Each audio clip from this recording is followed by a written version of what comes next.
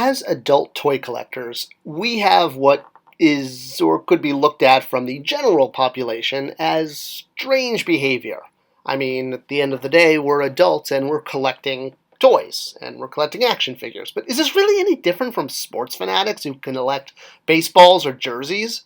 Well, we do have some specific behaviors, like the fact that we're willing to wake up at the crack of dawn to go hit retail stores and look for the latest offerings, and of course that obsessive-compulsive need to follow our mail and know exactly when a package we ordered is going to arrive, and sometimes even follow the truck or delivery van digitally. And of course we will spend hundreds and hundreds of dollars on our hobby, which again, no different than sports fans or car fans. But what we're spending hundreds of dollars on is, at the end of the day, sheets of colored plastic that have been melted down and molded into a shape and then painted to resemble a character that might be beloved to us in one way or another, be it a superhero or a space hero or a barbarian hero or anything else.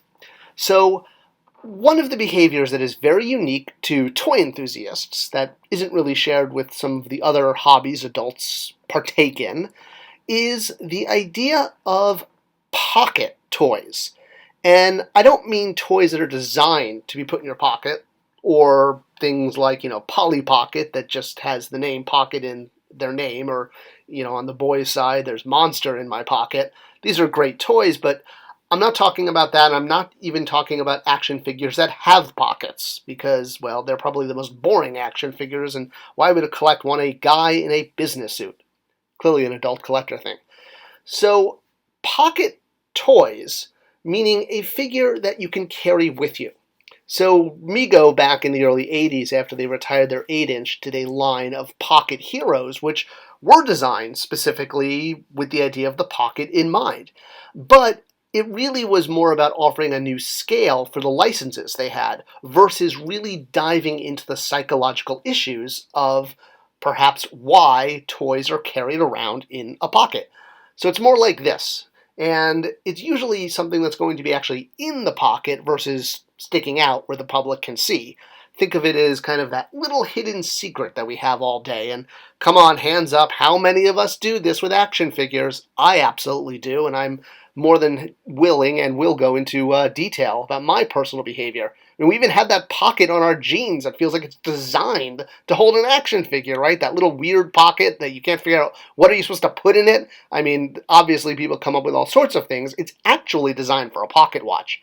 That's why Levi Jeans created this in the 1800s, because that's what people had for watches back then. So yeah, that little pocket in your jeans, designed for a pocket watch. So go get yourself a pocket watch and stick it in your jean pocket. All right, so what we need to talk about is transitional objects. So these are objects that children have that help them feel a sense of comfort.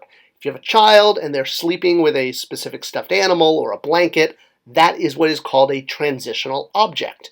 And psychologically, it helps the child move from different phases of development through nurturing. So a child who is used to being with a parent or a mother who's, say, breastfeeding, a transitional object becomes a secondary item to help move them along in their development and give them something besides the parent who can provide comfort. So that is why children have transitional objects, and you could go into a whole thing. There have been obviously books and theses and diatribes written about how transitional objects and children and the interaction between mother and infant and Freudian. Hey, my wife is a therapist, all right? She's got her master's degree in child play therapy, so I get this around the dinner table quite a lot. All right, but why do adults have transitional objects? Obviously a little different from children. And one aspect of that is how much pressure there is in life to perform, and the feeling that we are out of control and want to have some sense of control. A transitional object, or an action figure in your pocket, if you will, can provide a sense of strength, a sense that you have a hidden power that nobody could see. And it brings back joyous memories of childhood when there wasn't as much pressure. There was no mortgage, there was no job, there was just getting toys and being happy and playing with your friends.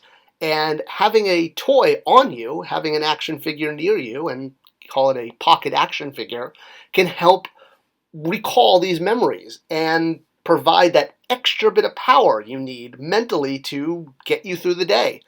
And it's a big reason why transitional objects and toy collecting tend to go hand in hand. So, what makes a good pocket figure? Not all toys work this way because, well, we want to keep them in our pocket, right? We don't want them sticking out, which is why, unlike our favorite Jedi Master, size does matter. Because a 6-inch figure, a 12-inch figure is not going to fit in your pocket very well. And not only is it going to hang out, but it's probably going to fall out. So you're looking at something relatively small, but also something that doesn't have pieces that fall off, like Play School. These pieces will, the shoes, the hat, the hair, they fall off pretty easy. For me personally, I like Star Wars 3 and 3/4 because, one, I love Star Wars, but also there's so much diversity as far as characters. This box I have is just my pocket figure collection. It's completely separate from my regular Star Wars collection. I keep this box just to have figures if I want to grab one before I head out the door. I also love Pinmates because they don't have any arms or legs and they're easy to carry around, and honestly, they don't, the hands and the feet, they don't poke you in the leg because of their shape. For Star Wars, as I said, liking the different types of characters, if I need a buddy because I'm going on an adventure, I might choose something like Wedge. If I need an advisor, I might grab something like General Madine. Or if I need someone to help guard me, I might grab a stormtrooper, depending on what's going to happen in my day that day. And I think for a lot of collectors, it's very similar. Knowing, what kind of meetings you're going to have, what kind of interactions you're going to have during the day, having a specific figure can help provide, that extra feeling of either protection or friendship or advice that, you may psychologically need.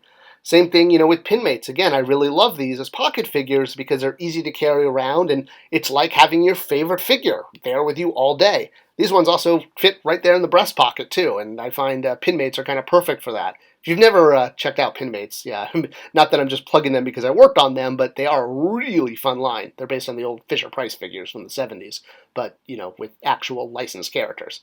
All right, anyway, so that is my personal pocket figure experience. What's yours? Is this something you do as well? Does it bring you that sense of happiness throughout the day? It's kind of that secret single behavior a lot of us collectors have that we don't talk about, but I thought a YouTube video about it might be fun, and hey, I'm one of them too. Hair Club for Men, I'm also a member. What do you think?